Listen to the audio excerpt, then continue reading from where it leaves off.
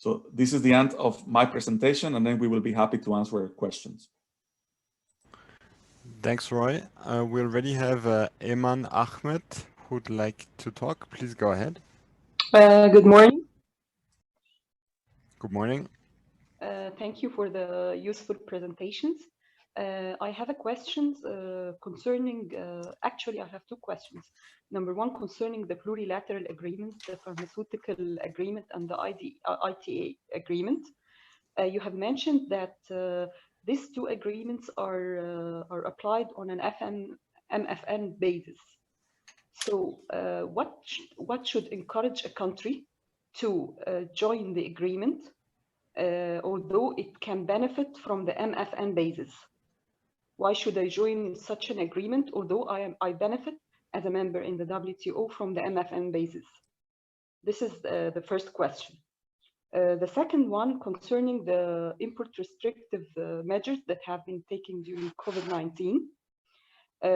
Did the countries submit notifications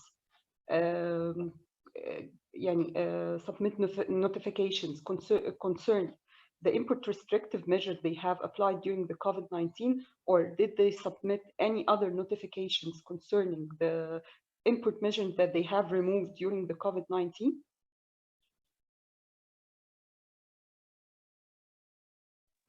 Okay, thanks. Maybe Dadan, you want to take the first question? Thanks, Simon. I think that's a good question, the one regarding MFN, and it's a question that is commonly, in fact, comes up, in fact. And I think there are two things that I would like to say here first. To start, the first one is that when a group of WTO members decides to go for a sectoral initiative like this two, the ITA expansion and the pharma, they usually make sure that the original agreements account for the majority of that area. So in reality, the participants of the pharma agreement accounted for 90% of world trade when the agreement was concluded, and this is also also true for the ITA and ITA expansion. So in principle, the members that are not included are not major importers or exporters of the products covered. We call that the critical mass when a sectoral is being discussed. However, of course, with time, trade patterns change, and I think this is very true of the pharmaceutical agreement, and therefore today the original participating members account for about 65% of world trade in pharmaceuticals, and this is why, in fact, they seek the additional participation of other members. Now, why join if you can still benefit? I think as an exporter, it is true that you still benefit from the sectoral initiatives, but if you are an importer of these goods, either finished goods or intermediaries and components, it could be in your own interest as well to bind lower tariffs in this area. And this is an argument that has been made very frequently in respect of both agreements, both the pharma and the ITA, that having bound tariffs that are permanently low gives security and predictability to investors, for instance, and can help your country integrate the value chains of these products. If you check the WTO website page of the ITA agreement, for instance, you will find publications there that describe how some developing countries have very successfully integrated regional and global value chains of IT equipment production thanks to their participation in these agreements. So you can look at this both as an exporter, as an importer, and you can think also, of course, about the investment benefits of joining such agreements. I think these are some of the elements that we can, but of course, this could be a much longer reply, but in the interest of time, I think these are some of the elements I'd like to share now. And I think Roy will reply to the second question, if I'm not mistaken. Okay, thank you.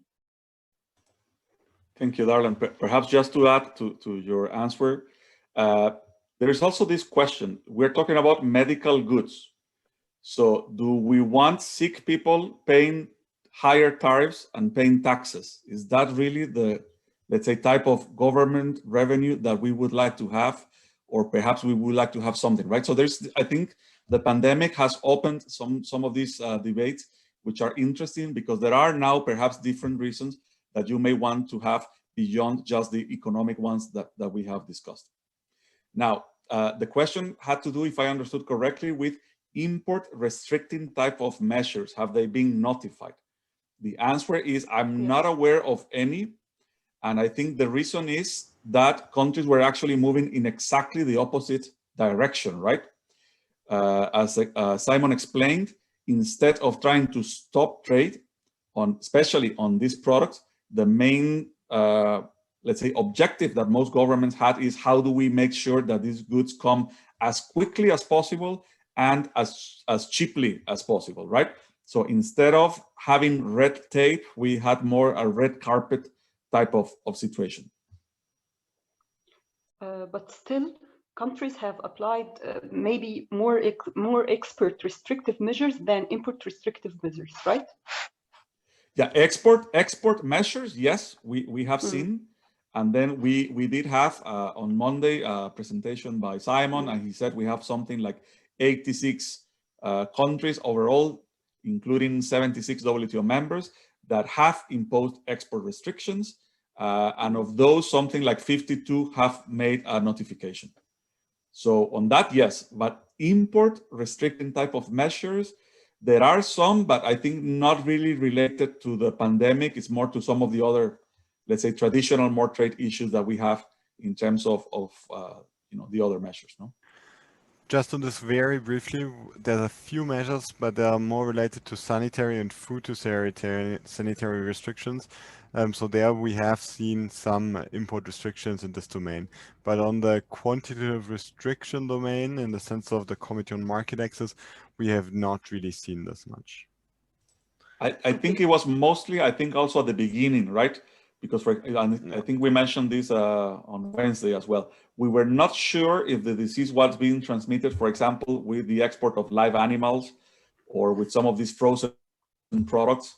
But I think as time has passed, now we have the protocols and we know we can trade with those products without the risk of transmission of the disease. Okay. We'll take the next question then. Lolibeth, please. Yes, and thank you very much for the very informative and comprehensive presentations. My question is with regard to the pharmaceutical agreement, and Darla, it's quite a number already. If there is discussion include, for example, the vaccines, COVID-19 vaccines in the list that's going to be covered by the pharmaceutical agreement. And I know it's entirely, of course, up to the countries that have that part of the agreement to expand the list, and I understand it's going to be reviewed soon. Thank you. Thank you, Lolibeth. In reality, vaccines are already covered by this agreement. So the participants that have joined the pharmaceutical agreement in 1996, they already have an obligation to apply a duty of 0 when they import vaccines, and in fact, components used in the production of vaccines, to the extent that these chemical or pharmaceutical components are included in the product coverage. So that's not that's not something that is subject to negotiation, because vaccines, all vaccines, are in fact already covered under that agreement. And I think, as Roy said, I think the point here, it really is that if you are importing vaccines of any type, not necessarily only COVID-19 vaccines, but if you're importing any vaccines, a tariff or a license with administrative fees and costs, all of these will increase the cost of the tariff for the importer and for the consumers.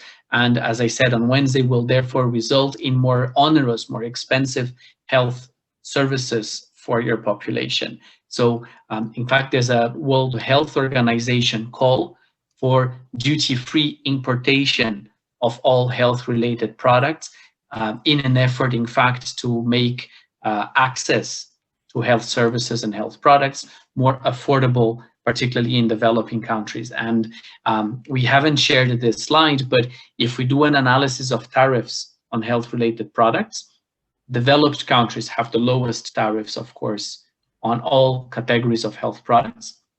LDCs, least developed countries, have the second lowest average tariffs on health-related tariffs, and the highest tariff peaks, in fact, are in developing countries, on the arguments that, in fact, they are encouraging a national domestic industry for some of these products. But you have tariff peaks that are quite high. I think Simon showed in his presentation some of these peaks. So, in fact, I think we can legitimately question the need for tariff peaks and high tariffs for health-related products.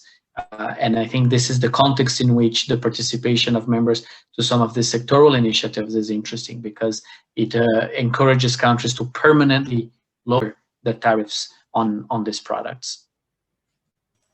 Darlan, and then if I can add, also, you have some weird products where there are very high tariffs, like soap. So do you really want to make it difficult and expensive for your population to wash their hands when they must do that very frequently now, right? So this is the type of policy questions that you are hearing now in some places. Okay, thanks. Next question by Atakan, please. Thank you very much for all these valuable presentations. It was very fruitful, and for the discussions as well. I have a question to Darlan. Darlan mentioned that there is under ITA and a pharma agreement, some countries, some signatory countries, apply zero tariffs with regard to these goods provided under these agreements. And there is an ongoing discussion in WTO. It's not just actually a discussion, but there is a dispute in front of 3 panels established. EU, Japan, and Taiwan as complainants, and India is the respondent. And here in these disputes, the dispute in question is related to ITA. So I have 2 questions regarding these disputes. Of course, I do not expect you to make a judgment and putting a short cut judgment, but I wonder what happens if a country, a signatory country, withdraws its concessions under these agreements, namely ITA and pharma agreement, because this is a plurilateral agreement, and these items, these products are not covered under Article 2 of GATT 1994. So this is the subject of the case, the main issue of these cases, which are under dispute settlement mechanism, which the panels will review. So this is the first question. And as the nature of these goods, the second one is the coverage of the ITA agreement. IT goods, IT products are innovative, and characteristically they have to be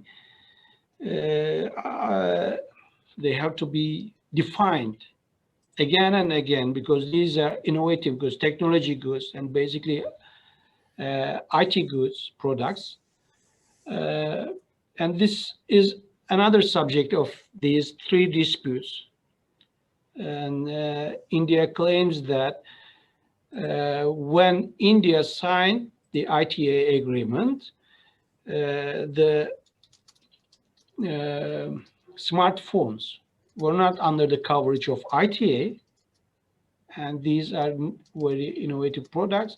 But this is not only constrained with smartphones. It can be any other issue. So what happens if the HS code if the definition of a product which is covered under pharma agreement or ITA agreement changes. Thank you very much. And this, I think I could make myself clear. Yeah, yes, you did. Thank you very much. I think these are both very relevant questions. And in fact, I think they are related in a way. So I can comment on both at the same time. And what I would say is this. In both sectoral agreements, participants agree to eliminate their tariffs. So it's not some participants that bring tariffs to zero, but it's all participants to these initiatives that bring their tariffs to zero on the covered products. But you are right, there can be disputes about what are the covered products. I think the question that we had before on COVID-19 vaccines is a good example. The tariff code for vaccines is very clearly included in the pharmaceutical agreement. So there's no dispute that all WTO pharma participants must apply zero tariffs on vaccines. And this is true of a polio vaccine or COVID-19 vaccine. And you see, a COVID-19 vaccine wasn't even in the picture when the original agreement was negotiated. But the tariff code is very clearly in the it is very explicitly identified there. So there's no doubt that all vaccines should be covered. I think the problem arises in the context of the ITA, which is also a fast-moving sector with a lot of innovation, as you said. What happens if products that were not originally foreseen in the agreement, but are classified under the nomenclature, under items that are covered in the agreement? What happens if new items are added to these tariff codes? And I think that in principle, if I draw a parallel from the from vaccines, these products should be duty-free too, because they are covered by the HS codes that are identified by these products. The second perhaps element of an answer is both initiatives, both the pharma and the ITA, are translated and transcribed into the schedules of members. So once they are transcribed into the schedules, they are not only the result of a plurilateral initiative, but they come under Article 2 of the GATT, and they become part of the concessions, the MFN concessions of that member. And I think these are some of the elements, in fact, that the panels will have to judge in respect to the dispute that you mentioned with India, is whether or not these items are covered items and whether or not India had committed in its schedule of concessions to liberalize trading these products. But of course, this is not only true of the pharma and the sectoral, the ITA, but with time and with the transposition of the schedules into newer versions of the HS nomenclature, there always are disputes about the coverage of binding commitments. And this is not true only, as I said, of the pharma and ITA. We have disputes concerning what the actual concession is of products, particularly when time makes these concessions perhaps more difficult to identify.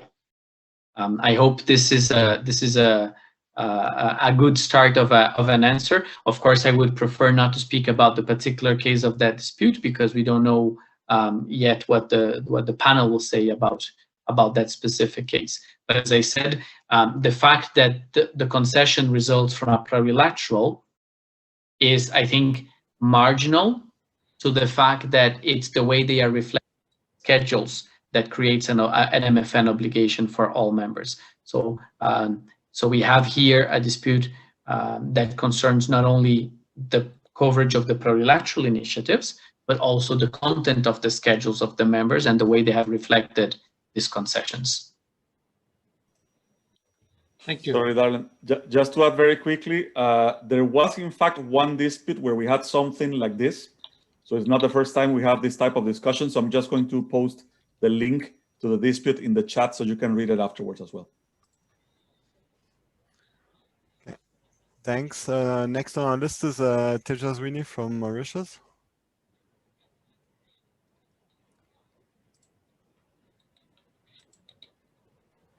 Sorry. Good morning, gentlemen. Thank you very much for the very enriching presentation. I have two quick questions. The first one regards the trade facilitation agreement and the three categories that you mentioned. I was wondering with regard to the COVID-19 pandemic, whether in terms of category C, countries will need more time, and also whether the WTO will be there to facilitate countries in implementing their requirements under category C. And my second question is regarding the temporary measures, and that's quite abstract as a question though, and very subjective. When it says temporary measures, and especially in a time of pandemic when we do not know what is going to be the duration of the pandemic, I wanted to know whether the WTO, are there any countries coming forward and saying what is the time frame that they're going to have for a temporary measure, or this is going to be a certain limit that we can have a measure being imposed or not? Yeah, thank you. Thanks. Roy, do you want to take this one?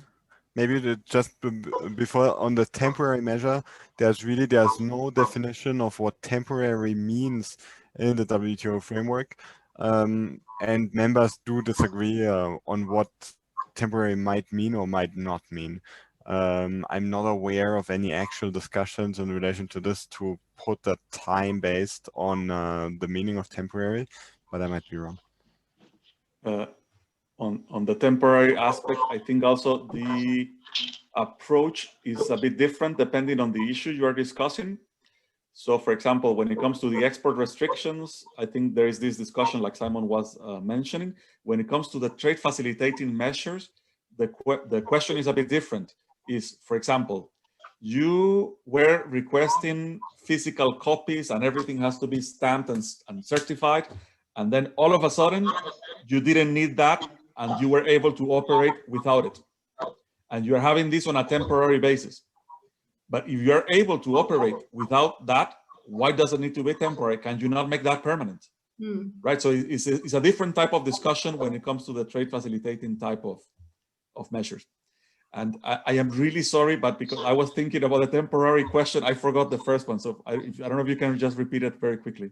Yeah, the first question was regarding their trade facilitation agreement in terms of the three categories. Yes. So yeah. I remember now, yes.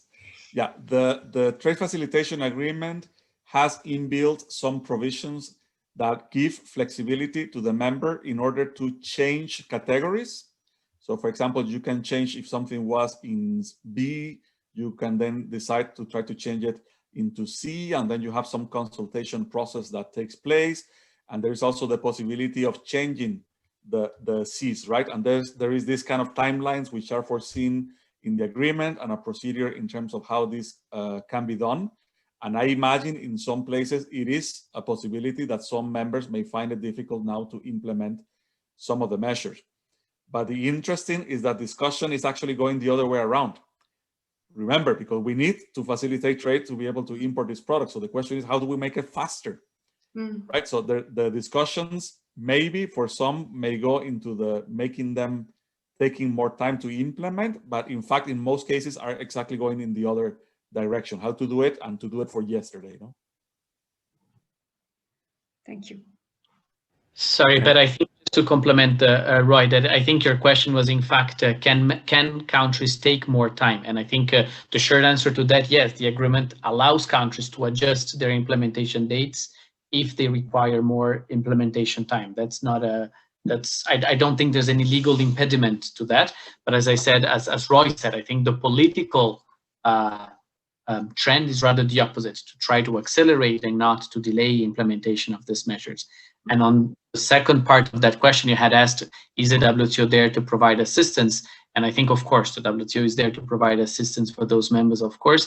And we have, in particularly, as you know, we have the Trade Facilitation Agreement Facility as a last resort matchmaking between donors and beneficiary countries tool in order precisely to facilitate technical and financial assistance when that is required to implement the provisions of the agreement.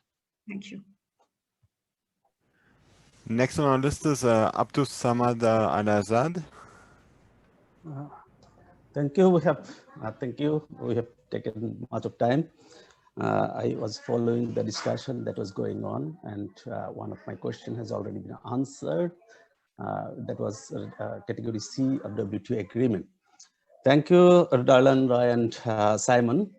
I have some quick observations and concerns without going into the details of the technicalities and losing the patience of all.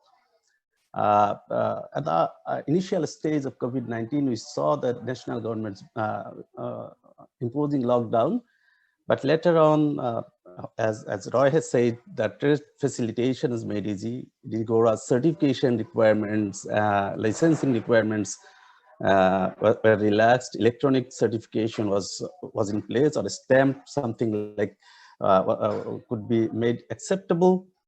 The things were like that. That WTO trade facilitation agreement was in place. But as the days are passing, the traditional constrictions or restrictions are getting back.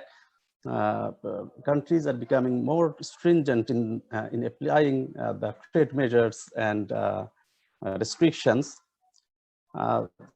So what sort of discussions are going on? As Roy has some reflections in his presentations. What's your personal understanding about what's going to happen after the COVID situation is over, and when in particular it's going to be declared over by WTO or World Health Organization? And will the experience and learning that we should expedite trade facilitation procedure will be there, and will we realize that we should go for faster and expedited trade facilitation measures? Thank you.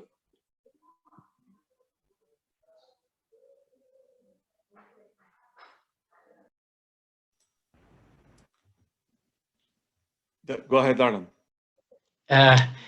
Well, I think this is a good question, is what can we learn from the pandemic and the measures that are being put in place? And I think that, as Roy mentioned, one part of the efforts that are being made in WTO committees now is, in fact, to collect as much information about what the best practices are, what is working well, to make sure that we can replicate that. And as Roy just said, in some cases, if we realize that these measures actually led to simplifications, which worked very well on a temporary basis, the question is then, why can we not implement them on a permanent basis? But I think it really is too early for us to know what exactly these best practices are, and also to know whether or not members would want to commit on a binding level to some of these provisions. For sure, if they accelerate the implementation of the trade facilitation agreement, these are things that will be permanent, of course. If a member, I don't know, to give you an example, if a member accelerates the implementation of an economic operator system, that member is not going to go back then and remove that system on the grounds that the pandemic is over. So there are, I think, some measures by the government that by nature will be permanent. But there are others which are being implemented on a temporary basis, and I think there will be a legitimate question about whether or not we want to continue with this. I think two good examples are if trade is operating smoothly on the basis of copies of certificates, if we have implemented electronic certification and electronic signatures, and this is working well, if we were allowing for the retrospective presentation of certain documents after the goods have been cleared, and this is working well, I think there will be a legitimate question to whether or not we can continue on that basis.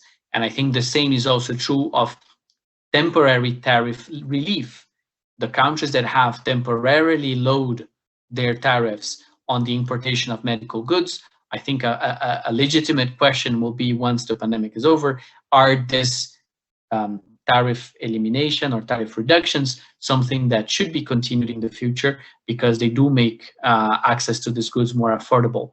But I think it's too early to know what exactly, how many of these measures will be implemented on a voluntary basis or on a binding basis, also depending on the proposals that Roy presented and that are being discussed in the committees. Abdus, when you ask the question, first instinct I have is, oh my God, it will be so nice if we are actually over this pandemic, no? Then we will probably be discussing this in person. It will be more entertaining. So I really hope we get to that point soon. There was one question from Brian in the chat, and it has to do, what about technical assistance? What happens if I want to accelerate the implementation of some of these? Where do I go? What do I do? And here I posted in the chat one, sorry, there's a microphone open. I posted in the chat a link to the trade agreement facility. So we do have in the WTO one team, one facility, which is in charge of assisting members. But it doesn't mean is the WTO the one actually assisting in practice. What we do is we get you in contact with the right donor or the right institution that can provide the type of assistance that you need. So depending on the region, depending on the issue, for example, if you are looking on, how to expedite the implementation of the authorized operator, then probably the best institution to help you with that is the World Customs Organization. If you are looking for actually money because you need a bigger port or new equipment for do some of these projects, then probably the World Bank or some of the regional agencies are the most appropriate for that, right? So because it's such a complex issue, many different aspects, there is no one size fits all. And then depending on the type of assistance you need, there are different options for, let's say, to be able to get it. And I just encourage you, if any of you is working on these issues, you would like to make sure that you have the right assistance, just contact us or contact directly the facility, and then we will be happy to assist. Since we already stole quite some more time from you today, we're just wondering whether there's like one or maybe two last burning questions. Otherwise, we would stop here, and whoever is available can also still join this afternoon if something was not answered yet.